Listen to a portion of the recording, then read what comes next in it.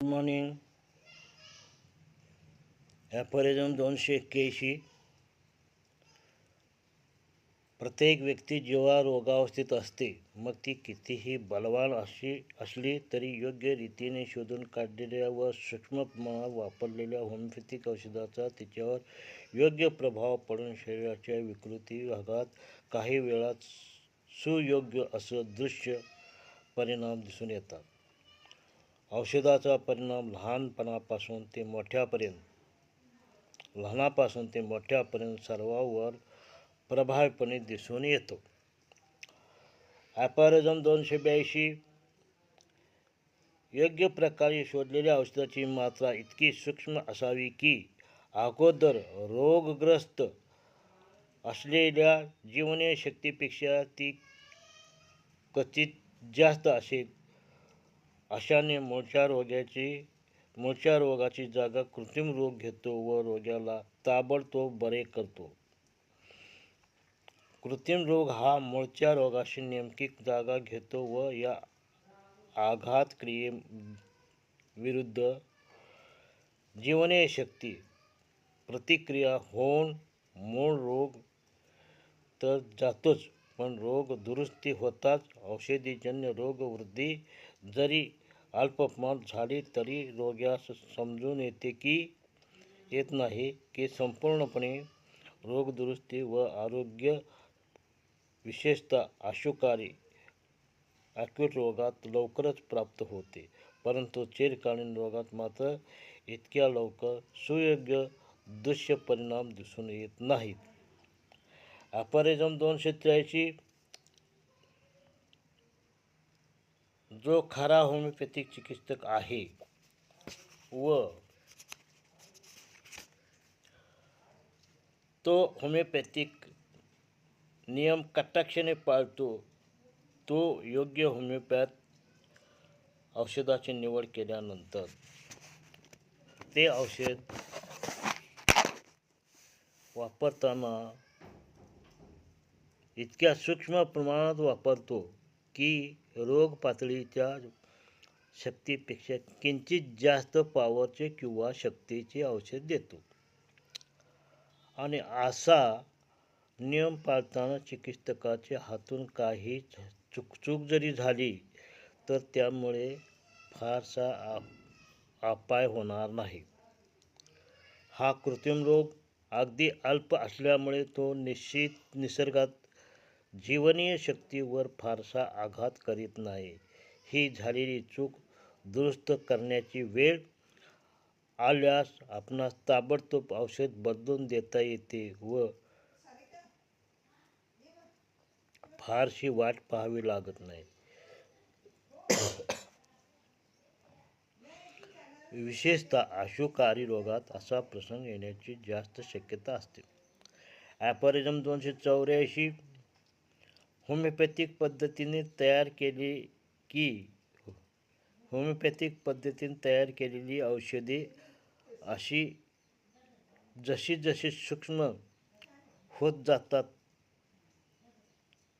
तसा त्याचा प्रभाव शरीरावर त्याचा प्रमाणात कमी होतो असे नाही. समजा एखादं औषध 2 थेंब आपण रोग्यास दिले आणि त्याच औषधाचे 8 थेंब रोग्यास दिले तर त्या औषधाचा परिणाम रोग्यावर चौपट होईल असे नाही, परंतु चौपट होण्याऐवजी दुप्पट होण्याची शक्यता आहे. त्याचप्रमाणे 1 थेंब औषध जर 10 थेंब पाण्यात अगर अन्य औषधद्रव्यात मिसळून रोग्यास 10 थेंब औषध दिले तर त्याचा परिणाम 10 पट न होता फक्त दुप्पट होईल. आणि म्हणूनच औषध रोग्यास देताना शक्य तितके कमी वापरावे, म्हणजे कोणत्याही शक्तीत 1 थेंब क्रिया करण्यास समर्थ असतो. ॲफोरिझम 285. होमिओपॅथिक औषधाची मात्रा शक्यतो कमी असावी, म्हणून प्रत्येक 1 थेंब औषध घेण्याच्या ऐवजी व थेंबाचा आणखी भाग कमी करता आला तर त्याचा परिणाम जीवनशक्तीवर कमी जोराचा होईल.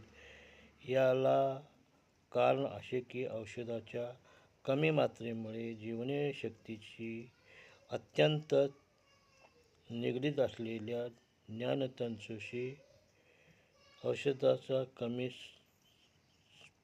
स्पर्श होईल व त्या कमी ज्ञानतंतूमार्फत संवेदना गेल्यामुळे त्याचा परिणाम पण कमी प्रमाणात होईल. असे करून औषधीकृत रोगवृद्धी कमी प्रमाणात जाणवेल. टिप: जर सांगितल्याप्रमाणे औषधाची मात्रा कमी करायची असल्यास खसखशीच्या दाण्या एवढ्या साखरेच्या गोळ्या घेऊन त्या एका थेंबात भिजलेल्या म्हणजे साधारण 1 थेंबात 300 गोळ्या भिजतात. अशी भिजलेली फक्त एकच गोळी तोंडात टाकावी म्हणजे एका थेंबाचा 1/300 भाग फक्त ज्ञानतंतूंना स्पर्श करून क्रिया करण्यास उत्तेजित ठरेल. यामुळे होणारा परिणाम कमी राहील. एक गोळी तोंडात टाकल्यानंतर वरून काहीही देऊ नये. याशिवाय काही असहिष्णु सेन्सिटिव्ह रोग्यात याहीपेक्षा कमी परिणाम हवा असेल तर फक्त अशी भिजलेली एक गोळी हुंगाळ्यास द्यावी म्हणजे रोग्यास कोणतेही त्रास न होता एकदम बरे वाटेल. याचाच अर्थ असा होतो की औषधाच्या सूक्ष्मतेबरोबर सूक्ष्म प्रमाणाबरोबर त्याच्या प्रमाणावर शरीरात होणारी कमी जास्त क्रिया किंवा परिणाम अवलंबून असतो. आपण 286 वर सांगितलेल्या कारणास्तव होमिओपॅथिक औषध जर जास्त कमी औषधी द्रव्यात मिसळून दिले तर औषध जरी कमी प्रमाणात असले तरी ते पातळ औषधी द्रव्ये जास्त ज्ञानतंतूंच्या संपर्कात आल्यामुळे त्याचा परिणाम जास्त प्रमाणात दिसून येतो. जरी औषधी द्रव्ये यामध्ये कमी होत असले तरी परिणाम मात्र जास्त होतो. तत्वतः कमी औषध असल्यामुळे परिणाम म्हणजे प्रभाव कमी व्हावा अशी अपेक्षा असते. प्रत्यक्षात मात्र अगदी त्याचे विरुद्ध घडून येते. कारण अशा औषधी द्रव्याची जास्तीत जास्त ज्ञानतंतू संबंध येतो. म्हणूनच कार्य जलद व तीव्रतेने घडून येते. ॲपॉरिझम 287 औषधाची मात्रा आपण ज्या अनौषधी द्रव्यातून मिसळून देणार त्या द्रव्यात उदाहरणार्थ पाणी ही औषधाची मात्रा चांगल्या तऱ्हेने मिसळली गेली आहे. ही वर मिसळली गेली आहे. यावर त्या औषधी द्रव्याचे कमी अधिक कार्य अवलंबून राहील. जितके जास्त प्रमाणात व चांगल्या तऱ्हेने द्रव्य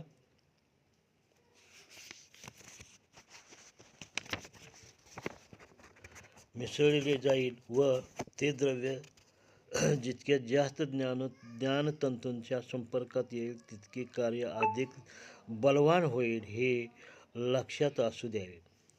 केवळ औषध सूक्ष्म केल्याने कार्य सूक्ष्म किंवा अल्प होते असे नाही. यावरून तुम्ही जे औषध योग्य त्या औषधाचा परिणाम म्हणजे प्रभाव आपणाला कसा हवा आहे व रोगी किती असहिष्णु आहे हे ठरवून त्याप्रमाणे औषधाची मात्रा कमी अधिक करावे. म्हणजे होमिओपॅथिक औषधीजन्य रोगवृद्धी न होता आपला योग्य व हवा असा परिणाम दिसून येईल. टिप: जेव्हा औषधाचा 1 थेंब अनौषधी द्रव्याचे 99 थेंब एका बाटलीत टाकून तिला वरून खाली अशा एक झटका दिला तर ते औषध चांगले मिसळले जाते. परंतु त्यानंतर आमचे 2, 3 किंवा 10 झटके दिले तर हे तयार झालेले औषध फारच चांगल्या प्रमाणात मिसळले जाते.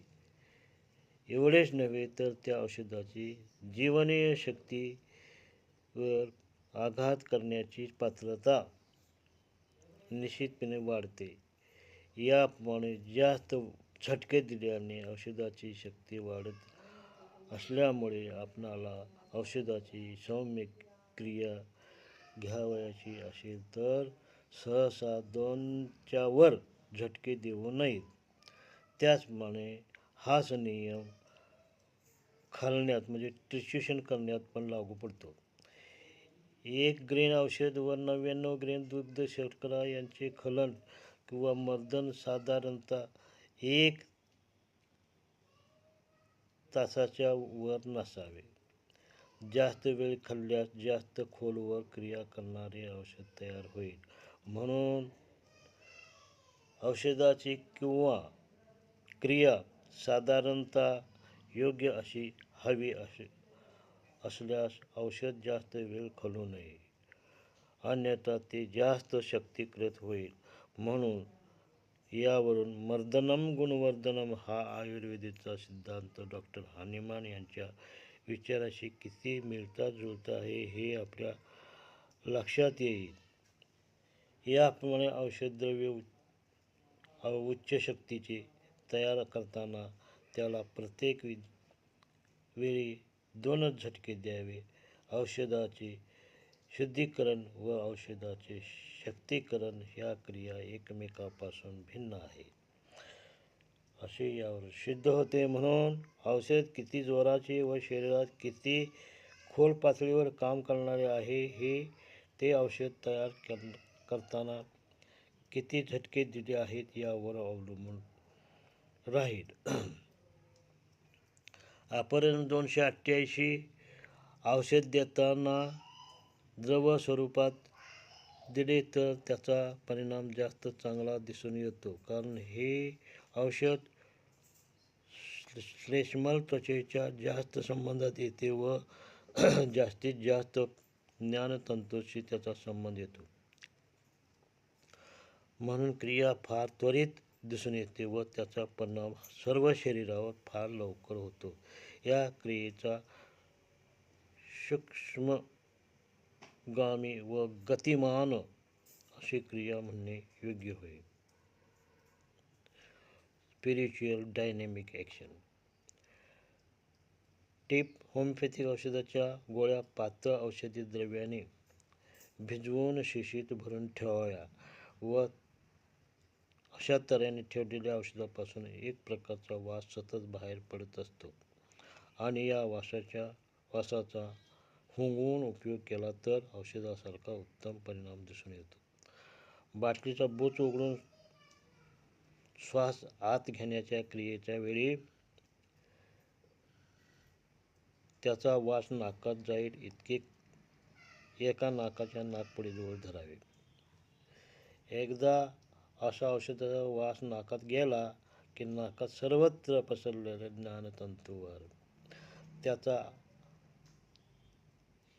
आघात होतो व ज्ञानतंतूमार्फत या संवेदना जीवनीय शक्ती म्हणजे व्हायटल फोर्सपर्यंत जाऊन आघात करतात. अशा तऱ्हेने केवळ वास घेतल्याने औषधाची योग्य कार्य दिसून येते. एकदाच घेतलेला वास बहुधा पुरेसा ठरतो, परंतु समाधानक परिणाम दिसून आला नाही तर पुन्हा दुसऱ्या नाकपुडीजवळ ठेवून हुंगवावे व असे केल्यानंतर शिशीचे बूच लावून ठेवावे. साधारणतः 10 ते 50 किंवा 100 गोळ्या पातळ औषधी द्रव्यात भिजवून घट्ट बूच लावून शिशीत ठेवल्या की असे औषध बरेच दिवसपर्यंत चांगले राहते. 10 ते 15 किंवा 20 वर्षांपर्यंत औषधाची शक्ती कमी न होता औषध चांगले राहते असा माझा अनुभव आहे. जरी औषधाच्या बाटलीचे बूच अनेकदा उघडले तरी त्या औषधाची शक्ती कायम राहते. मात्र सूर्यप्रकाशात व उष्णता यापासून चांगला बचाव केला पाहिजे.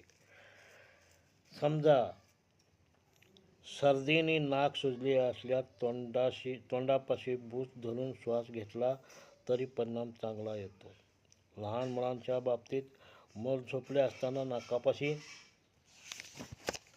औषध धरले तरी कार्य होते, तर इतर पद्धतीने औषध देण्यापेक्षा, उदाहरणार्थ औषध तोंडात टाकण्यापेक्षा हा मार्ग निश्चितपणे चांगला आहे. तोंडातून औषध देण्यामुळे औषधाची जी क्रिया होते व जितका वेळ टिकते तितकाच वेळ या मार्गाने औषध दिल्याने कार्य होते व तितकाच काळ टिकते. म्हणून वारंवार औषध घ्यायची गरज पडत नाही. आशुकारी असे चिरकालीन रोगात सुद्धा हे औषध स्पष्टपणे दिसून येते. अनुभवाने यावर माझा विश्वास बसला आहे. आपण 289 आपल्या शरीराची प्रत्येक भाग ज्या स्पर्शज्ञान आहे अशा भागाला औषधाचा स्पर्श झाला तर त्यातून होणारे संवेदना ज्ञान शरीराच्या इतर सर्व भागास ज्ञानतंतूच्या मार्फत पोचवले जाते. परंतु ज्ञानतंतूचे जाळे मात्र भरपूर प्रमाणात असावे. ॲपॅरिझम 290 तोंड, जीभ याशिवाय उदर म्हणजे स्टमक हे भाग औषधी द्रव्याच्या स्पर्शाला फार संस्कारक्षम आहेत, परंतु त्याहीपेक्षा नाकातील आतला भाग हा जास्त संस्कारक्षम आहे.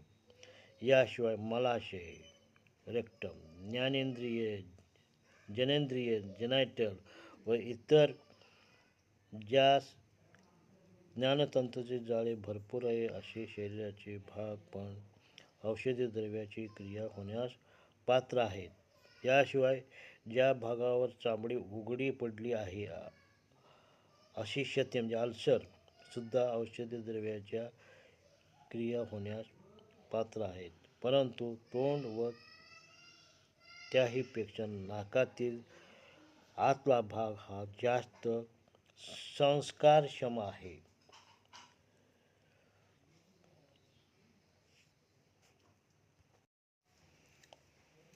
Good morning. ॲपॅरिझम 281 प्रत्येक व्यक्ती जेव्हा रोगावस्थेत असते, मग ती कितीही बलवान असली तरी योग्य रीतीने शोधून काढलेल्या व सूक्ष्म प्रमाणात वापरलेल्या होमिओपॅथिक औषधाचा तिच्यावर योग्य प्रभाव पडून शरीराच्या विकृती भागात